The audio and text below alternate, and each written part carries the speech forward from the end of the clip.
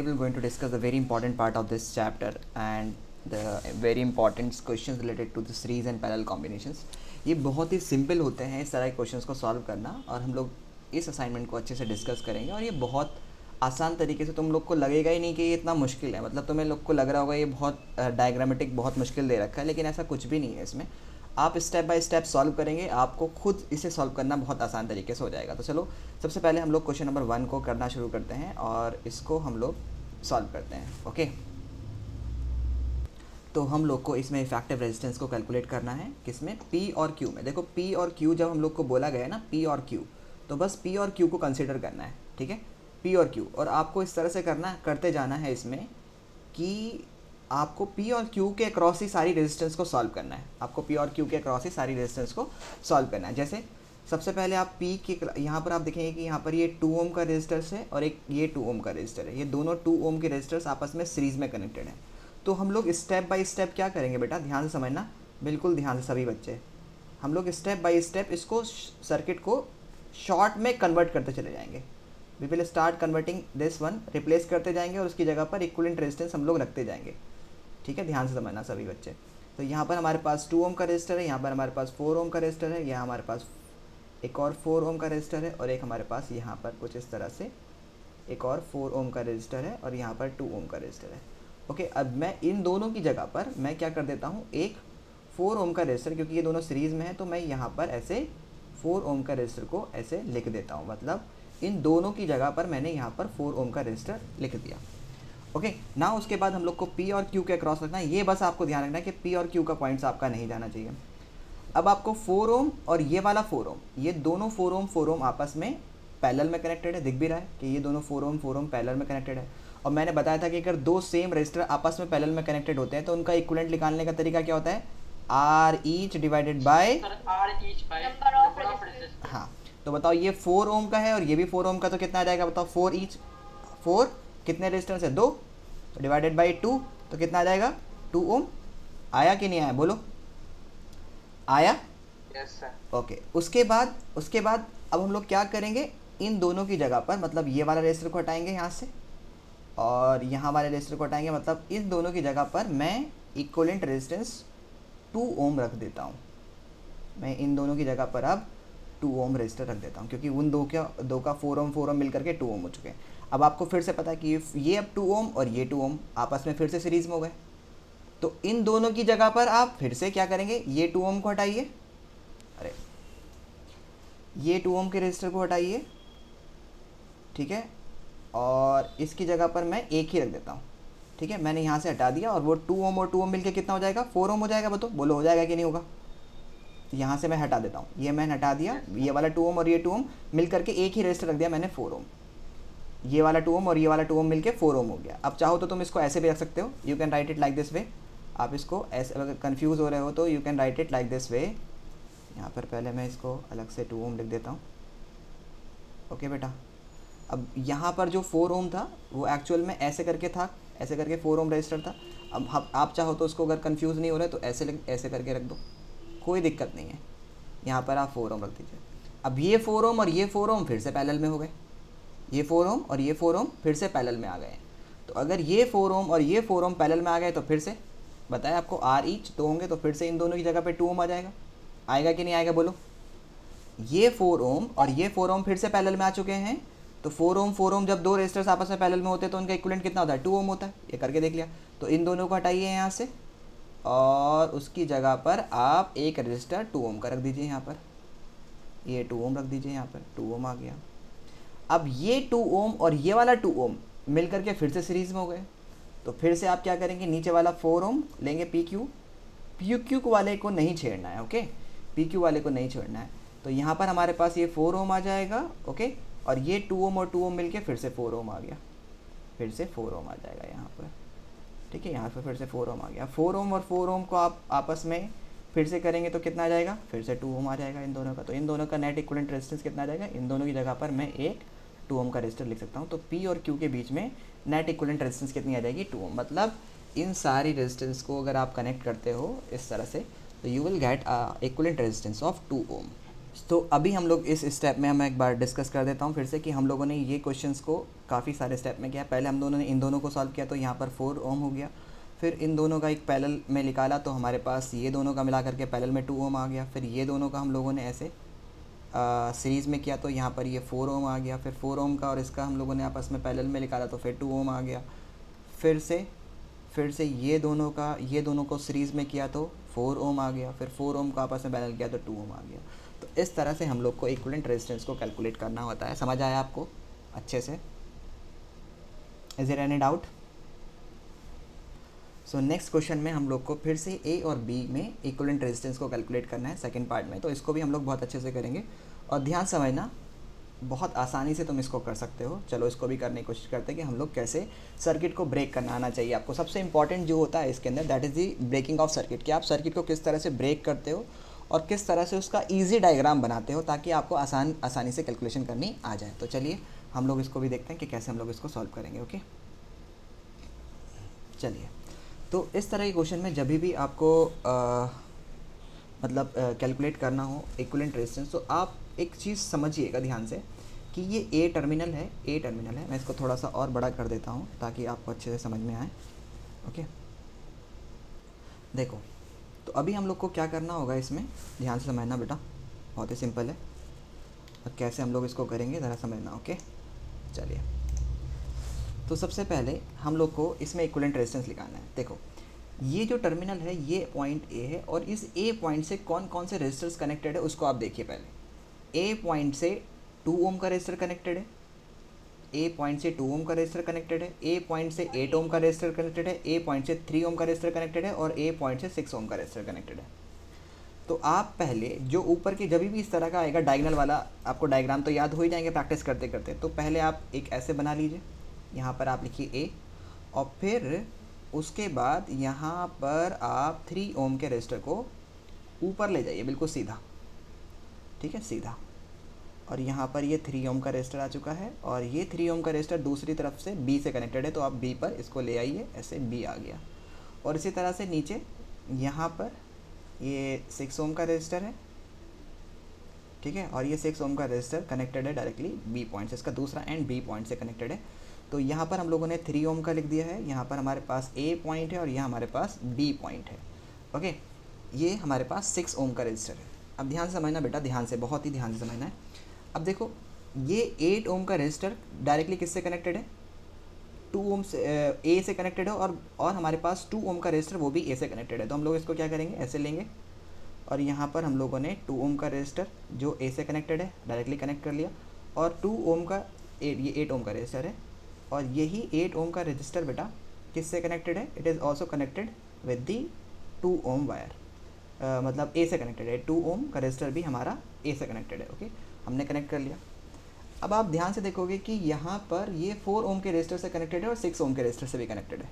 तो मैं एक काम करता हूँ, और ये दोनों आपस में भी कनेक्टेड है, मतलब 2 ओम और 8 ओम आपस में भी कनेक्टेड है। तो मैं क्या करता हूँ, इन दोनों को कुछ इस तरह से ऐसे कनेक्ट कर दिया मैंने और मैंने ऐसे कनेक्ट कर दिया इन दोनों को कुछ इस तरह से।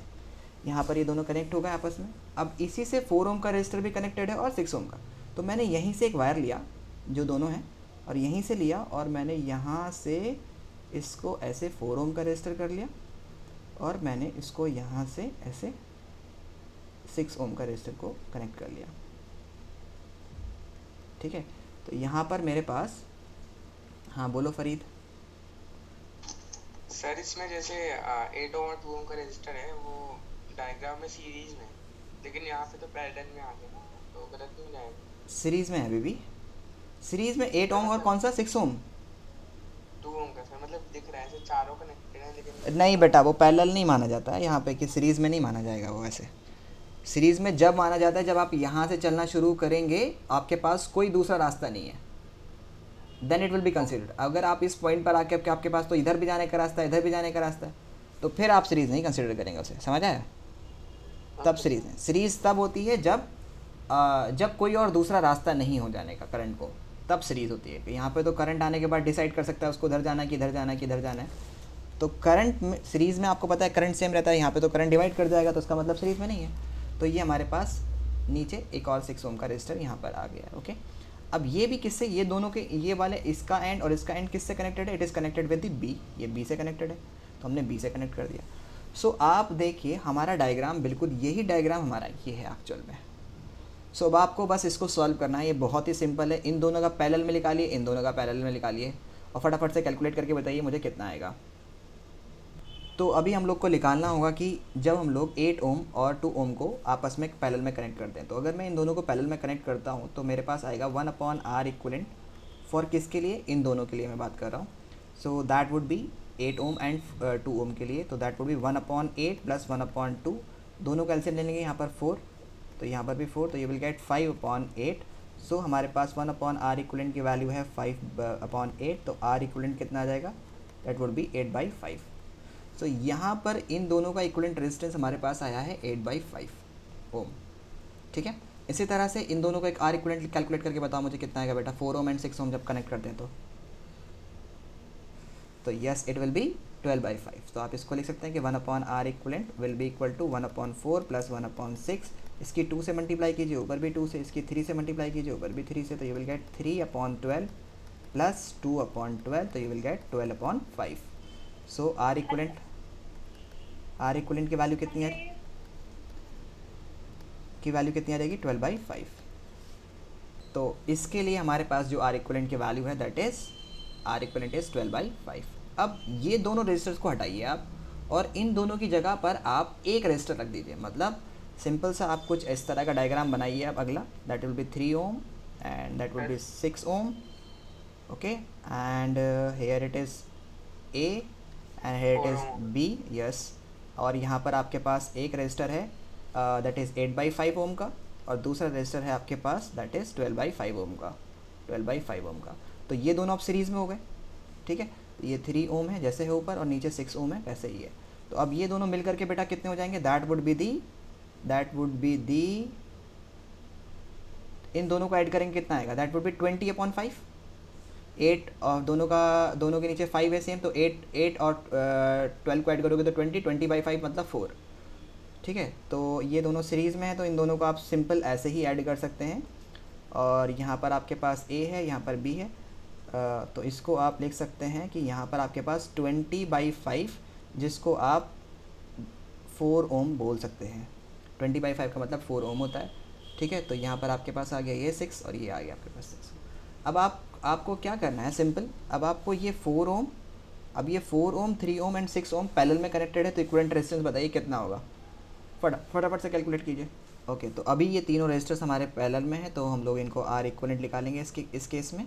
सो हमारे पास आ जाएगा 1/3 प्लस 1/4 प्लस 1/6, सबका तीनों का एलसीएम 12 है, तो इसकी किस नंबर से मल्टीप्लाई करो तो 12 हो जाए, 2 से, तो ऊपर भी 2 से, इधर 3 से करनी पड़ेगी तो ऊपर भी 3 से, इधर 4 से करनी पड़ेगी तो इधर भी 4 से। सो हमारे पास आ जाएगा 12, और यहाँ पर 4 1 ज़ा 4 प्लस 3 प्लस 2 1 ज़ा 2। So you will get here कि 1/R इक्वलेंट की वैल्यू आपके पास आएगी 4 and 3 7 and 2 9, 9/12, तो दैट वुड बी 3/4। जब आप इसका रेसिप्रोकल करेंगे तो यू विल फाइंड कि आर इक्वलेंट की वैल्यू आपके पास आ जाएगी 4/3 ohm. R equivalent is 4/3 ohm. समझ आया? तो moving to the question number 3। ये क्वेश्चन नंबर 3 वाला बहुत ही सिंपल, क्वेश्चन नंबर 3 और क्वेश्चन नंबर 4 एक ही जैसा है, ज़रा ध्यान से समझना। अरेंजमेंट आपको आ जाए तो फिर कुछ भी मुश्किल नहीं है, और अगर आपको क्वेश्चन नंबर 3 आ जाए तो क्वेश्चन नंबर 4 and 6 सेम ही है एक तरह से, तो आप उसमें करिएगा और फिर आप सारे ही कर लेंगे मेरे ख्याल से। अगर मैं ये क्वेश्चन नंबर 3 करा दूँ तो मुझे लगता है कि बाकी आप सब अपने आप कर लेंगे, एक बार ट्राई करके देखिएगा। चलिए इसको भी देखते हैं कि ये कैसे होगा। तो देखो ज़रा बच्चों, ज़रा ध्यान से समझना बेटा, ये बहुत ही सिंपल क्वेश्चन है, आपको ए और बी के क्रॉस निकालना है। देखो जब इस तरह क्वेश्चन आए जिसमें ट्रायंगल हो और 5 का कॉम्बिनेशन हो ना, तो 5 वाले रजिस्टर्स को ज़रा ध्यान से करना, क्योंकि 5 वाले रजिस्टर्स में थोड़ा सा अरेंजमेंट कॉम्प्लिकेटेड होता है, ज़रा ध्यान से समझना बेटा। ये इसको आप कैसे करोगे, आप इसको एक काम कीजिए, ये वाली यहाँ से वायर उठाइए और इस वायर को उठा करके आप इस तरफ रख दीजिए, मतलब इसको उठा करके आप इस तरफ रख दीजिएंगे, तो आपके लिए जो बनेगा नया डायग्राम वो क्या बनेगा, that would be somewhat similar to like this. यहाँ पर आपके पास एक है, उसके बाद आपके पास यहाँ पर 1 ओम का रजिस्टर होगा, उसके बाद यहाँ पर आपके पास फिर से 1 ओम का रजिस्टर होगा, ठीक है। और यहाँ पर आपको ज़रा ध्यान से समझना बेटा, ये ठीक है, यहाँ पर ये बी पॉइंट यहाँ पर है, ये बी पॉइंट, ये दोनों 1 ओम के रेजिस्टर्स यहाँ पर कनेक्टेड है। ये आपका ये वाला रेजिस्टर यहाँ पर 1 ओम है, ओके। और ये 1 ओम के आ गए हैं और ये बी पॉइंट आपका यहाँ पर आ गया और मैंने इस पॉइंट को उठाया और मैंने इस पॉइंट को उस तरफ ले गया, तो ताकि आपको थोड़ा सा अच्छा समझ में आ जाए। तो जब मैं इस पॉइंट को इस तरफ ले जाऊँगा तो it will be somewhat similar to like this. ये कुछ इस तरह से बनेगा, ठीक है। बोलो बनेगा कि नहीं बनेगा, बोलो बेटा बनेगा कि नहीं बनेगा? बिल्कुल बनेगा। बिल्कुल बनेगा ना, ये ए आ जाएगा यहाँ पर। तो देखो ये जो ड्राइंग होती है ना, जिसमें हम लोग के 5 ही कॉम्बिनेशन होती है, जिसमें और एक हमारे पास डायगोनल से आ रहा होता है, तो इसी बहुत ही सिंपल होता है इसे करना सॉल्व। मतलब ये एक तरह से स्क्वायर समझ लो, 1 2 3 4 इस 4 स्क्वायर में, और बीच में एक डायगोनल में आ रहा है, उसके 2 तरफ पॉइंट, यानी कुछ इस तरह से। ये आपको ये डायग्राम आपका कुछ इस तरह से भी है, आप इसको ऐसा समझ सकते हैं कि this is somewhat similar to likes, ठीक है। और फिर यहाँ पर ऐसे, then 1 ohm and then 1 ohm and then 1 ohm, और फिर यहाँ पर ये कुछ 1 ओम 1 ओम 1 ओम 1 ओम 1 ओम। अब बताइए कि क्या ये और ये सेम है कि नहीं है, बताइए ज़रा। मैं रिकॉर्ड ही कर लेता हूँ उसको भी। मैं ये बोल रहा हूँ कि जब आपको इस तरह की कॉम्बिनेशन मिलेगी तो उसमें आपको एक चीज़ ध्यान रखनी है, आपके सिलेबस में अगर आएंगे इस तरह के क्वेश्चन तो उसमें ज़्यादातर केस होगा कि सारे रजिस्टर सेम होंगे, सारे रजिस्टर सेम होंगे, ठीक है। अगर सारे सेम नहीं हुए तो ऐसा ज़रूर होगा कि अगर मैं इसको मान लेता हूँ कि ये रजिस्टर P है और ये रजिस्टर मेरा Q है और ये R है और ये S है, then P upon Q should be equal to R upon S, ऐसा होगा। मतलब अगर ये 4 ओम है और ये 8 ओम है तो 4 अपॉन 8 मतलब 1 अपॉन 2 हो जाए, तो ये 5 अपॉन 10 होगा। मतलब अगर ये 5 होगा तो फिर ये 10 होगा, ऐसे गिवन होगा आपको।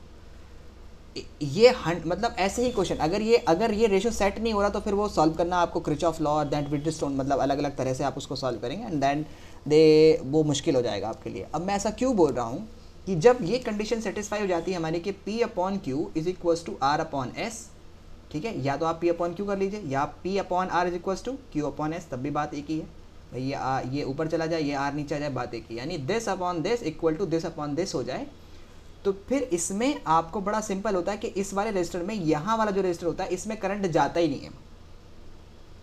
अगर ऐसी कंडीशन सेटिस्फाई हो जाती है तो हम लोग कंसीडर करते हैं, कंसीडर क्या मतलब रूल है ये कि बीच वाले रजिस्टर में no current will flow through it, no current will flow through it, उसके साथ कोई करंट नहीं फ्लो करेगा थ्रू इट।